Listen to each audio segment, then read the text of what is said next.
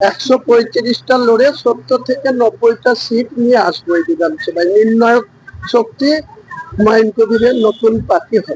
নতুন দলের 75 জনের স্টেট কমিটি ডিক্লেয়ার হবে। আর মুর্শিদাবাদ জেলার অনলি ফর একটা ডিস্ট্রিক্টের ডিস্ট্রিক্ট প্রেসিডেন্টের নাম ঘোষণা হবে। लगभग 4 লাখ লোকের উপস্থিতিতে এই পার্টি লঞ্চ করবে।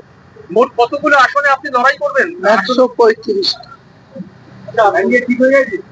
ক্যান্ডিডেটদের কথাবার্তা চলছে। মুর্শিদাবাদের সহ মালদা, উত্তর দিনাজপুর, দক্ষিণ দিনাজপুর, কুচবিহার, এদিকে 2 বর্ধমান, বীরভূম, নদিয়া, 2 24 পরগনা, মেদিনীপুর, এসব জায়গায় মোটামুটি প্রচুর সাড়া। মানুষ বিজেপির বিরুদ্ধে এবং তৃণমূলের দুর্নীতির বিরুদ্ধে আমার দলে সামিল হতে চাইছে। তো আমি তাদেরকে গুরুত্ব সহকারে আহ্বান করছি যে আপনারা যে কেউ আসতে পারেন, সবার জন্য দরজা খোলা।